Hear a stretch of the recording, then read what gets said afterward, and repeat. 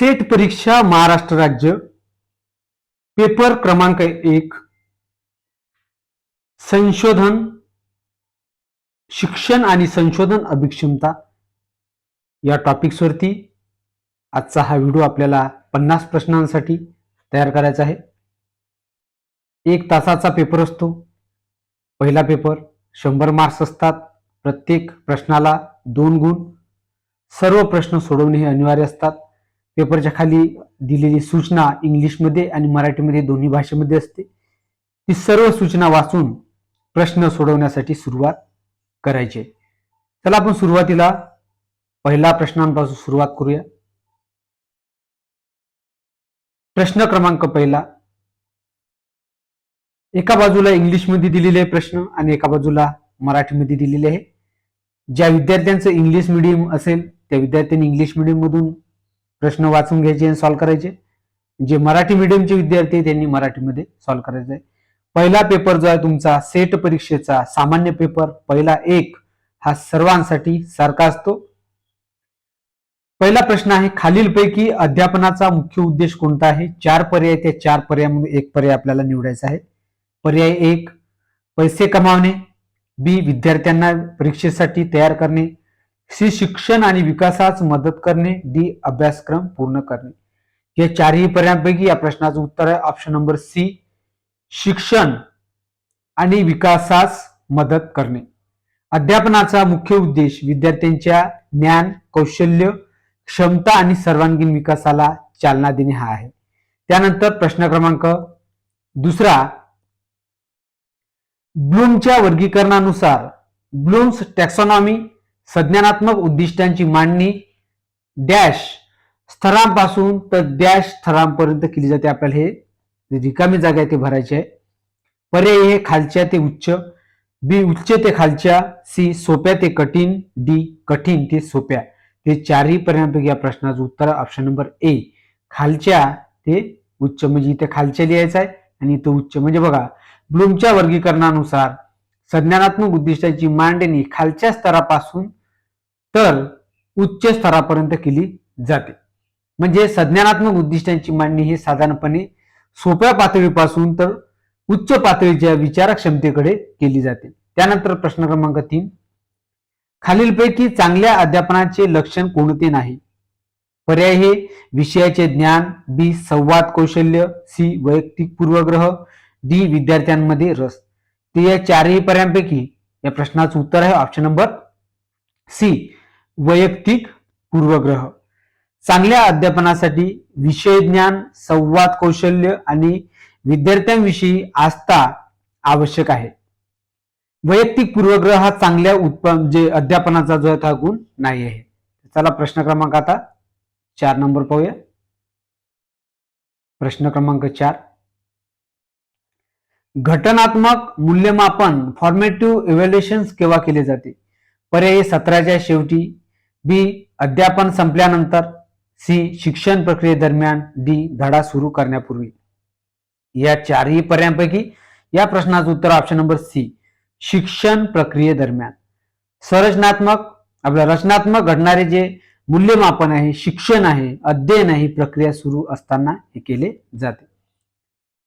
त्यानंतर प्रश्न क्रमांक 5, शिक्षणासाठी कोणता कौशल्य सर्वात महत्वाचे? कोणती कौशल्य शिक्षणासाठी आपल्या शिक्षकासाठी कोणती कौशल्य सर्वात महत्वाचे आहे? पर्याय हे विषयाचे ज्ञान, बी अध्यापन कौशल्य, सी संशोधन कौशल्य, डी व्यवस्थापन कौशल्य।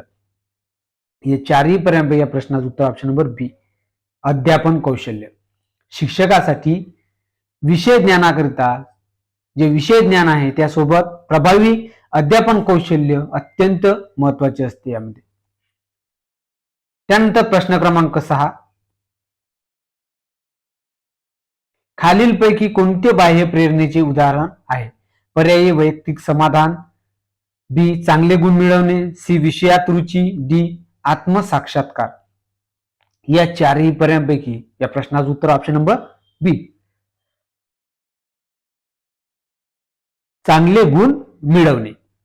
बाह्य प्रेरणा म्हणजे बाह्य पुरस्कार आहे, गुण आहे किंवा इतर प्रोत्साहनामुळे निर्माण होणारी जी प्रेरणा आहे ई म्हणजे चांगले गुण. त्यानंतर प्रश्न क्रमांक 7,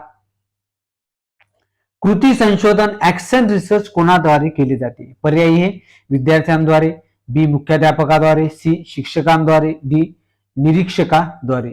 तर या चारही पर्यायांपैकी या प्रश्नाचं उत्तर ऑप्शन नंबर सी शिक्षकांद्वारे. कृती संशोधन ऍक्शन रिसर्च शिक्षक आपल्या अध्यापनातील प्रत्यक्ष समस्या सोडवण्यासाठी जे आहे ते शिक्षकांचे कृती संशोधन जे आधारे ऍक्शन रिसर्च जे आहे ते शिक्षकाद्वारे केले जाते. प्रश्न 8, वैज्ञानिक पद्धतीत खालीलपैकी कोणती पायरी समाविष्ट नसते? पर्यायी गृहीतक तयार करणे, बी प्रयोग करणे, सी निकाल पाठ करणे, डी निष्कर्ष काढणे. या चारही पर्यायांपैकी या प्रश्नाचं उत्तर ऑप्शन नंबर सी निकाल पाठ करणे. वैज्ञानिक पद्धतीमध्ये गृहीतक मांडणे, प्रयोग करणे आणि निष्कर्ष काढणे यांचा समावेश होतो. निकाल पाठ करणे हा वैज्ञानिक पद्धतीचा टप्पा नाही, ते तुम्हाला लक्षात ठेवायचं आहे. काय? निकाल पाठ करणे हा वैज्ञानिक पद्धतीचा जो आहे तो टप्पा नाही आहे. त्यानंतर प्रश्न क्रमांक 9, संवाद प्रक्रियेत अभिप्राय फीडबॅक म्हणजे काय? पर्याय एकमार्गी संवाद, बी प्राप्तकर्त्याची प्रतिक्रिया, सी संदेश पाठवणे, डी आहे वरीलपैकी नाही. या चारही पर्यायांपैकी या प्रश्नाचं उत्तर ऑप्शन नंबर बी वापरकर्त्यांची प्रतिक्रिया. फीडबॅक म्हणजे संदेश प्राप्त करणाऱ्या व्यक्तीकडून मिळणारी प्रतिक्रिया. 10वा प्रश्न आहे, खालीलपैकी कोणता गुणात्मक डेटा मानला जातो? पर्याय आहे 42, 36, 58, 63, बी आहे विद्यार्थ्यांची उंची, सी आहे 80%, 75%, 90%, डी आहे 100%, 200, 300%. तर या चारही पर्यायांपैकी या प्रश्नाचं जे उत्तर आहे ते ऑप्शन नंबर आहे बी विद्यार्थ्यांची उंची. विद्यार्थ्यांची उंची हे संख्यात्मक म्हणजे क्वांटिटेटिव्ह माहिती आहे. मूळ प्रश्नात गुणात्मक माहिती विचारली आहे, त्यामुळे प्रश्नाच्या पर्यायांमध्ये विसंगती आपल्याला दिसून येऊन राहिली आहे. त्यामुळे हा प्रश्न आपण पुढे घेऊया. ओके, असा जर प्रश्न आला किंवा विसंगती जर असली, प्रश्नाचं उत्तर जर यामध्ये जर बरोबर नसलं, तर तुम्हाला सरसकट गुण जे आहे ते आयोगावर जे परीक्षा घेणारी जी समिती आहे त्या समितीमार्फत दिल्या जाते, तुम्हाला लक्षात ठेवायचं आहे. त्यानंतर प्रश्न क्रमांक 11, प्रश्न क्रमांक 11 पहा, संशोधनासाठी माहिती संचयनाची पद्धतशीर प्रक्रिया काय आहे? पर्याय गृहीतक, बी माहिती संकलन, सी सामान्यीकरण, डी आहे अर्थ निर्णयन. तर या चारही पर्यायांपैकी या प्रश्नाचं उत्तर ऑप्शन बी माहिती संकलन. संशोधनासाठी माहिती पद्धतशीरपणे गोळा करण्याच्या प्रक्रियेला माहिती संकलन म्हणतात. त्यानंतर प्रश्न क्रमांक 12, एखादी विशिष्ट व्यावहारिक समस्या सोडवण्यासाठी कोणत्या प्रकारचे संशोधन केले जाते? पर्याय आहे ए मूलभूत संशोधन, बी उपयोजित संशोधन, सी ऐतिहासिक संशोधन, डी वर्णनात्मक संशोधन. तर हे चारही पर्यायांपैकी या प्रश्नाचं उत्तर ऑप्शन नंबर बी उपयोजित संशोधन. विशिष्ट व्यावहारिक समस्या सोडवण्यासाठी उपयोजित संशोधन जे आहे ते हे केले जाते, ते तुम्हाला लक्षात ठेवायचं आहे.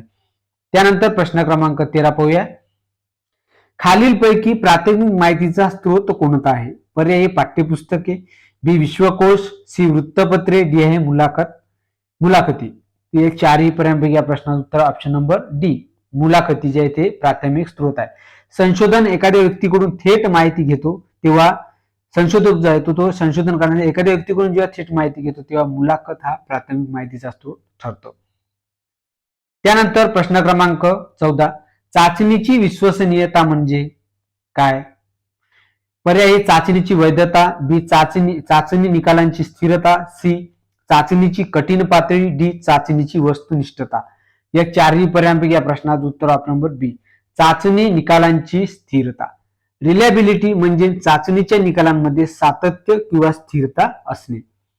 प्रश्न 15, कोणत्या अध्यापन पद्धतीमध्ये शिक्षक सहाय्यकांची भूमिका बजावतो? पर्याय आहे भाषण पद्धती, बी चर्चा पद्धती, सी प्रात्यक्षिक पद्धती, डी सराव पद्धती.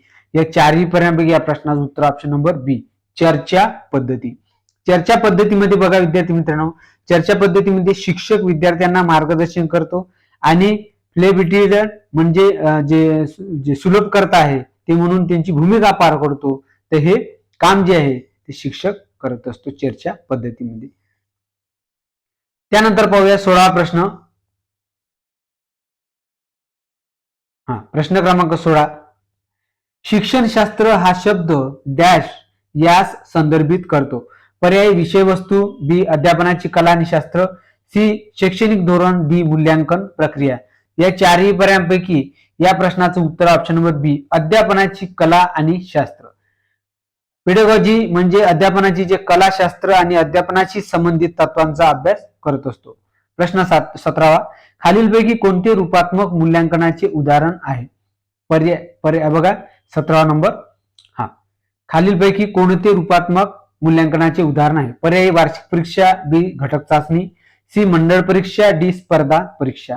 या चारही पर्यायांपैकी या प्रश्नाचं उत्तर ऑप्शन नंबर बी घटक चाचणी. घटक चाचणीद्वारे अध्यापनादरम्यान विद्यार्थ्यांची प्रगती तपासता येते, त्यामुळे ती फॉर्मेटिव्ह इव्हॅल्युएशनचे एक उदाहरण आहे, ते तुम्हाला लक्षात ठेवायचं आहे. 18वा प्रश्न, निकट विकासाचा प्रदेश झोन ऑफ प्रॉक्सिमल डेव्हलपमेंट ही संकल्पना कोणी दिली? पर्याय आहे जीन पियाजे, B Lev Vygotsky, C B F Skinner, D आहे डेव्हिड आसुबेल. तर या चारही पर्यायांपैकी या प्रश्नाचं उत्तर ऑप्शन नंबर बी लेव आयगोत्स्की. निकट विकासाचा प्रदेश झोन ऑफ प्रॉक्सिमल डेव्हलपमेंट ही संकल्पना लेव वायगोत्स्की यांनी मांडली.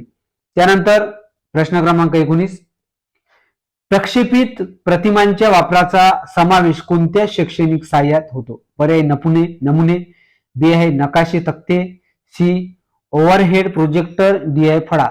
या चारही पर्यायांपैकी या प्रश्नाचं उत्तर आहे option number C overhead projector. Overhead प्रोजेक्टरच्या साह्याने प्रतिमा किंवा माहिती मोठ्या पडद्यावर प्रक्षेपित करता येते. त्यानंतर 20वा प्रश्न, शिक्षणाचे अंतिम ध्येय डॅश घडविणे होय. पर्याय सामाजिक मान्यता, बी आर्थिक प्रगती, सी व्यक्तीचा सर्वांगीण विकास, डी सत्ता आणि नियंत्रण. या चारही पर्यायांपैकी या प्रश्नाचं उत्तर ऑप्शन नंबर सी व्यक्तींचा सर्वांगीण विकास. बघा, शिक्षणाचे अंतिम व्यापक उद्दिष्ट व्यक्तीचा जे आहे शैक्षणिक, सामाजिक, भावनिक, नैतिक आणि शारीरिक विकास घडवणे हे आहे. ते या प्रश्नाचं जे उत्तर ते आहे ऑप्शन नंबर सी व्यक्तीचा सर्वांगीण विकास. या विकासामध्ये सर्व घटकांचा समावेश होत असतो. त्यानंतर प्रश्न क्रमांक 21, भारतात 10+2+3 शिक्षण पद्धतीची शिफारस कोणत्या समितीने केली? ऑप्शन आहे कोठारी आयोग, बी मुदलियार आयोग, सी शिक्षण आयोग 1964 ते 66चा, डी आहे राष्ट्रीय शिक्षण धोरण समिती. हे चारही पर्यायांपैकी या प्रश्नाचं उत्तर ऑप्शन नंबर ए कोठारी आयोग. कोठारी आयोगाने भारतात 10+2+3 शिक्षण रचना सुचवली होती. प्रश्न क्रमांक 22, अध्यापनाचे माध्यम डॅश असावे. पर्याय शिक्षकाची भाषा, बी कोणतीही परदेशी भाषा, सी मातृभाषा अब्लिक प्रादेशिक भाषा आणि डी आहे मृत भाषा. ते चारही पर्यायांपैकी या प्रश्नाचं उत्तर ऑप्शन नंबर सी मातृभाषा आणि प्रादेशिक भाषा. विद्यार्थ्यांच्या आकलनाच्या दृष्टीने मातृभाषा किंवा प्रादेशिक भाषा प्रभावी माध्यम ठरू शकते. प्रश्न 23, मानक IQ चाचणीद्वारे कोणत्या प्रकारची बुद्धिमत्ता मोजली जाते? पर्याय भावनिक बुद्धिमत्ता, बी सामाजिक बुद्धिमत्ता, सी अमूर्त बुद्धिमत्ता, डी व्यावहारिक बुद्धिमत्ता. या चारही पर्यायांपैकी या प्रश्नाचं उत्तर ऑप्शन नंबर सी अमूर्त बुद्धिमत्ता. मानक IQ चाचण्यांमध्ये तर्कशक्ती, अमूर्त विचार आणि समस्या सोडवण्याच्या क्षमतेचे मापन केले जाते. प्रश्न क्रमांक 24, खालीलपैकी कोणते गैरमौखिक संप्रेषणाचे उदाहरण आहे? पर्याय हे पत्रलेखन, बी देहबोली, सी आहे दूरध्वनीवरील संभाषण, डी ईमेल. या चारही पर्यायांपैकी या प्रश्नाचं उत्तर ऑप्शन नंबर बी देहबोली. शब्दांचा वापर न करता हावभाव, चेहऱ्यावरील भाव आणि शरीराच्या हालचालींद्वारे संदेश देणे म्हणजे गैरमौखिक संप्रेषणाचे एक उदाहरण आहे. म्हणजे कोणते? देहबोली. 25वा प्रश्न, खालीलपैकी कोणती गोष्ट चांगल्या संशोधकाची वैशिष्ट्य नाही? पर्याय हे मुक्त मनसत्ता, मिस्टेक झालेला आहे शब्दामध्ये, ठीक आहे. दुसऱ्या बी ला आहे बेईमानी, सी वस्तुनिष्ठता, डी ला आहे चिकाटी. तर या चारही पर्यायांपैकी या प्रश्नाचं उत्तर ऑप्शन नंबर बी बेईमानी. चांगल्या संशोधनासाठी वस्तुनिष्ठता, प्रामाणिकपणा, खुलेपणा आणि चिकाटी आवश्यक असतात. बेईमानी हा म्हणजे संशोधकाचा गुण नाही, ते लक्षात ठेवायचं. बेईमानी हा संशोधकाचा गुण नाही. 26वा प्रश्न पाहूया. खालीलपैकी कोणता घटक चांगल्या पाठ्ययोजनेचा महत्वपूर्ण भाग आहे? पर्यायी उद्दिष्टे, बी गृहपाठ, सी उपस्थिती नोंदवही, डी आहे शिस्तीची यादी. या चारही पर्यायांपैकी या प्रश्नाचं उत्तर आहे ऑप्शन नंबर ए उद्दिष्टे. चांगल्या पाठ्ययोजनेमध्ये अध्यापनाची उद्दिष्टे स्पष्ट असणे आवश्यक आहे. त्यानंतर प्रश्न क्रमांक 27, शिक्षणात बळकटीकरण या संज्ञेचा अर्थ काय आहे? पर्याय चुकीच्या वर्तनासाठी शिक्षा, बी इच्छित वर्तनासाठी बक्षीस, सी चुकीच्या वर्तनामध्ये दुर्लक्ष करणे, डी वर्ग बदलणे. तर या चारही पर्यायांपैकी या प्रश्नाचं उत्तर ऑप्शन नंबर बी इच्छित वर्तनासाठी बक्षीस. रेनफोर्समेंट म्हणजे अपेक्षित वर्तनाला प्रोत्साहन देणे. सकारात्मक रेनफोर्समेंट मध्ये बक्षीस किंवा प्रोत्साहन दिले जाते, ते लक्षात ठेवायचं आहे. 28वा प्रश्न पाहूया. खालीलपैकी कोणते गुणात्मक संशोधनाचे साधन आहे? पर्याय प्रश्नावली, बी मुलाखत, सी श्रेणी मापनता, डी आहे संख्यात्मक गणना. या चारही पर्यायांपैकी या प्रश्नाचं उत्तर ऑप्शन नंबर बी मुलाखत. गुणात्मक संशोधनात व्यक्तींचे अनुभव, मते आणि दृष्टिकोन सखोलपणे जाणून घेण्यासाठी मुलाखतीचा उपयोग हा केला जातो. म्हणजेच या प्रश्नाचं उत्तर ऑप्शन नंबर बी मुलाखत. त्यानंतर प्रश्न क्रमांक 29, शिकवणूक प्रभावी तेव्हा मानली जाते जेव्हा ती डॅश असते. ऑप्शन ए तात्पुरती, बी पाठांतरातील, सी स्थायी आणि अर्थपूर्ण, डी आहे यांत्रिक. या चारही पर्यायांपैकी या प्रश्नाचं उत्तर ऑप्शन नंबर सी स्थायी आणि अर्थपूर्ण. प्रभावी शिक्षण हे केवळ तात्पुरते किंवा पाठांतराधारित नसून अर्थपूर्ण आणि दीर्घकाळ टिकणारे असावे.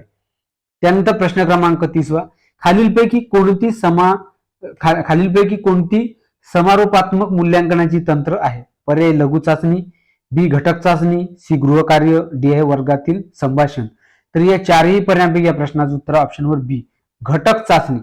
दिलेल्या पर्यायांमध्ये घटक चाचणी ही औपचारिक मूल्यांकनाची पद्धत आहे, मात्र समिटिव्ह इव्हॅल्युएशन सामान्यतः अभ्यासक्रम किंवा अध्यापनाच्या शेवटी केली जाते, ते तुम्हाला लक्षात ठेवायचं आहे.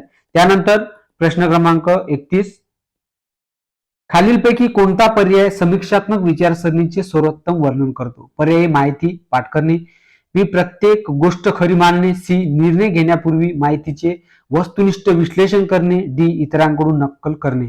या चारही पर्यायांपैकी या प्रश्नाचं उत्तर ऑप्शन नंबर सी निर्णय घेण्यापूर्वी माहितीचे वस्तुनिष्ठ विश्लेषण करणे. क्रिटिकल थिंकिंग म्हणजे माहितीचे तर्कसंगत व वस्तुनिष्ठ विश्लेषण करून योग्य निष्कर्ष किंवा निर्णय घेणे.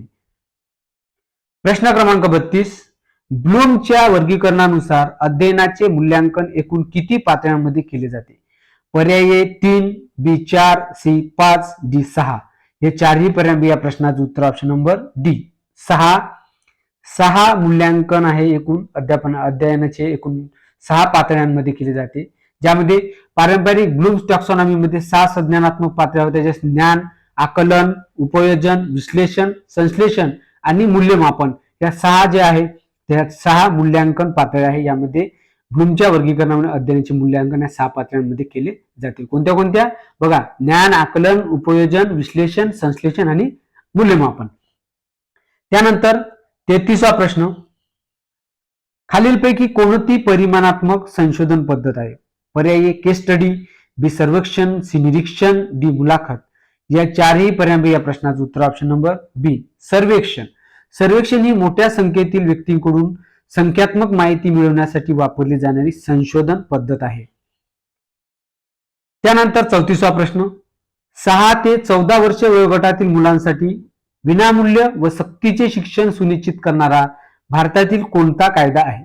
पर्याय माहितीचा अधिकार कायदा, बी शिक्षणाचा हक्क कायदा 2009, सी बालमजुरी कायदा, डी आहे राष्ट्रीय शिक्षण धोरण 2020.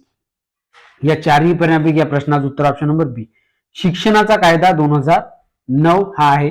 शिक्षणाचा हक्क कायदा 2009 अंतर्गत 6 ते 14 वर्ष वयोगटातील मुलांच्या मोफत व सक्तीच्या शिक्षणाची तरतूद या कायद्याअंतर्गत केलेली आहे. प्रश्न क्रमांक 35, खालीलपैकी कोणते अनौपचारिक शिक्षणाचे उदाहरण आहे? पर्याय वर्गातील व्याख्यान, बी वर्तमानपत्र वाचन, सी विद्यापीठ परीक्षा, डी संरचित प्रशिक्षण कार्यक्रम. या चारही पर्यायांपैकी या प्रश्नाचं उत्तर ऑप्शन नंबर बी वर्तमानपत्र वाचन. अनौपचारिक शिक्षण हे औपचारिक वर्ग किंवा नियोजित प्रशिक्षणाशिवाय दैनंदिन जीवनातील अनुभवांमधून घडते. वर्तमानपत्र वाचन ही आवश्यक आहे. त्यानंतर प्रश्न क्रमांक 36 पाहूया. प्रश्न क्रमांक 36. स्कॅफोल्डिंग ही संकल्पना शिक्षणात डॅश डॅश यांनी दिली. पर्याय आहे लेव वायगोत्स्की, बी जीन पायाजे, सी आहे B F Skinner, D Jerome Bruner. या चारही पर्यायांपैकी या प्रश्नाचं उत्तर option number D Jerome Bruner.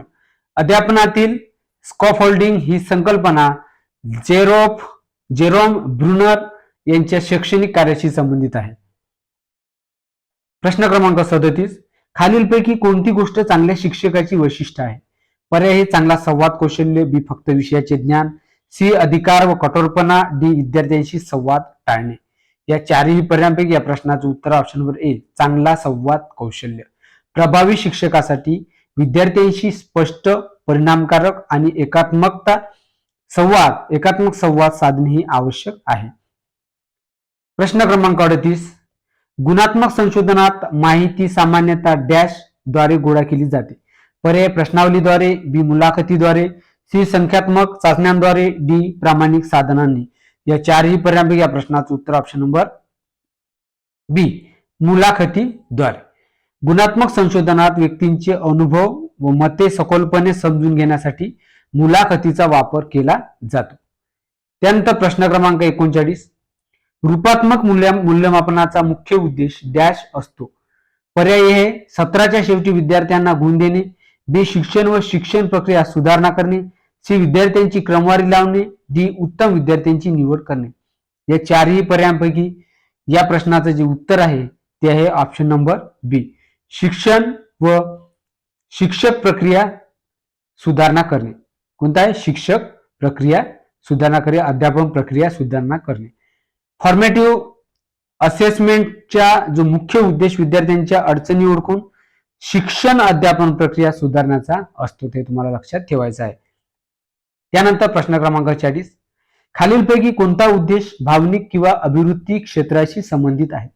पर्याय ए गणिती उदाहरण सोडवणे, बी कवितेचे विश्लेषण करणे, सी पर्यावरणाविषयी सकारात्मक दृष्टिकोन विकसित करणे, डी वैज्ञानिक अहवाल लिहिणे. या चारही पर्यायांपैकी या प्रश्नाचं उत्तर ऑप्शन नंबर सी पर्यावरण विषयी सकारात्मक दृष्टिकोन विकसित करणे. भावना, मूल्य, दृष्टिकोन आणि अभिवृत्ती यांचा संबंध भावनिक नॉन कॉग्निटिव्ह क्षेत्राशी असतो. तर हे तुम्हाला लक्षात ठेवायचं की पर्यावरणाविषयी सकारात्मक दृष्टिकोन विकसित करणे यामध्ये भावना, मूल्य, दृष्टिकोन, अभिवृत्ती यांचा संबंध भावनिक क्षेत्राशी असतो. त्यानंतर प्रश्न क्रमांक 41. खालीलपैकी कोणता पर्याय हा माहितीचा प्राथमिक स्रोत आहे? Primary source. ऑप्शन ए पाठ्यपुस्तक, बी विश्वकोश, सी मुलाखत, डी वर्तमानपत्र. या चारही पर्यायांपैकी या प्रश्नाचं उत्तर ऑप्शन नंबर सी मुलाखत. इंटरव्ह्यू व्यक्तीकडून थेट मिळवलेली माहिती प्राथमिक माहितीचा स्रोत असते. मुलाखत हा त्याचा एक महत्वाचा प्रकार आहे. प्रश्न क्रमांक 42. स्वाध्यायी शिक्षणाचा मुख्य उद्देश काय आहे?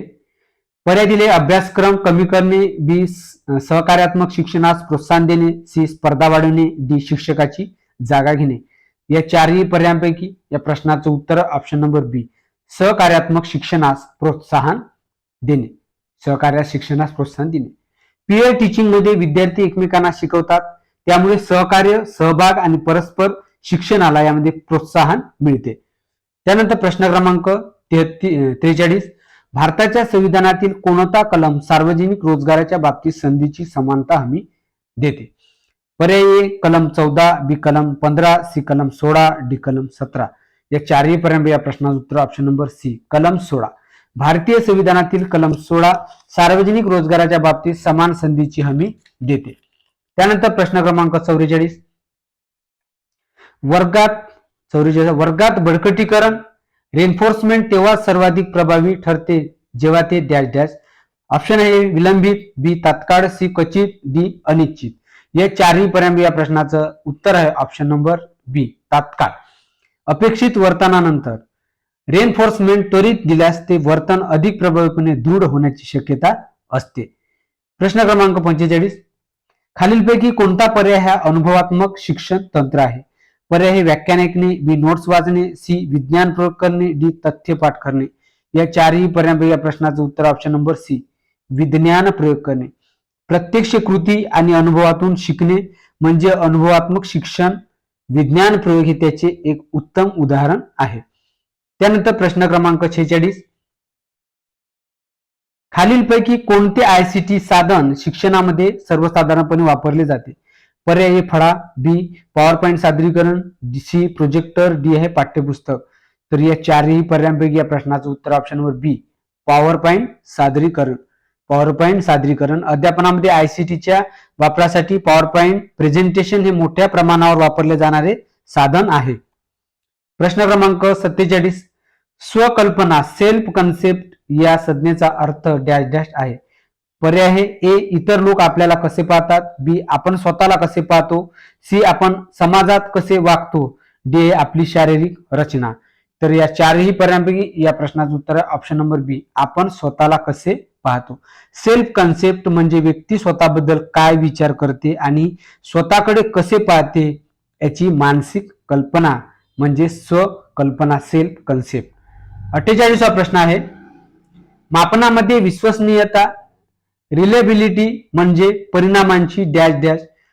ऑप्शन आहे ए सुसंगतता, बी अचूकता, सी वैधता, डी वस्तुनिष्ठता. या चारही पर्यायांपैकी या प्रश्नाचं उत्तर ऑप्शन नंबर ए सुसंगतता. रिलेबिलिटी म्हणजे मोजमापाच्या निकालांची सातत्यता किंवा सुसंगतता.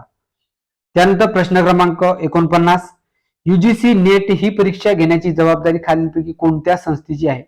पर्याय आहे A UGC, B MHRD, C NTA, D AICTE. या चारही पर्यायांपैकी या प्रश्नाचं उत्तर option number C NTA. NTA जी आहे युजीसी नेट परीक्षा म्हणजेच नॅशनल टेस्टिंग एजन्सी NTA द्वारे आयोजित केली जाते. आणि शेवटचा प्रश्न आहे विद्यार्थी मित्रांनो 50वा, क्रियान्वित संशोधन ऍक्शन रिसर्च मुख्यतः डॅश डॅश यांच्याद्वारे केले जाते. पर्यायी मुख्याध्यापकांद्वारे, बी शालेय निरीक्षकांद्वारे, सी आहे शिक्षकांद्वारे, डी धोरण निर्मात्यांद्वारे. या चारही पर्यायांपैकी या प्रश्नाचं उत्तर आहे ऑप्शन नंबर सी, शिक्षकांद्वारे. कृती संशोधन हे शिक्षक आपल्या वर्गातील किंवा अध्यापनातील प्रत्यक्ष समस्या ओळखून त्यावर उपाय शोधण्यासाठी करतात. अशा प्रकारचं उत्तर आहे या क्रियान्वित संशोधन ऍक्शन रिसर्च मुख्यतः यांच्याद्वारे म्हणजे शिक्षकांद्वारे हे जे आहे ते केले जाते. म्हणजे अशा प्रकारचे प्रश्न विद्यार्थी मित्रांनो आपल्याला परीक्षेमध्ये विचारण्यात येतात, सेट परीक्षेमध्ये. त्यामुळे तुम्ही आपल्या चॅनलवर जर नवीन असाल तर चॅनलला सबस्क्राईब करा, बेल आयकॉनवर क्लिक करा, आवडल्यास शेअर करा, लाईक करा. आणि एखादी प्रश्न इकडच्या तिकडं जर स्पेलिंग मिस्टेक होऊन जर चुकीचा जर तुम्हाला वाटला तर त्याबद्दल तुम्ही कमेंट बॉक्समध्ये कमेंट्स करा तशी. ठीक आहे, आपण पुढच्या व्हिडिओमध्ये त्यामध्ये सुधारणा करू. चला इथंच थांबून मी अमित आडे. चला पुढच्या व्हिडिओ भेटूया. धन्यवाद विद्यार्थी मित्रांनो.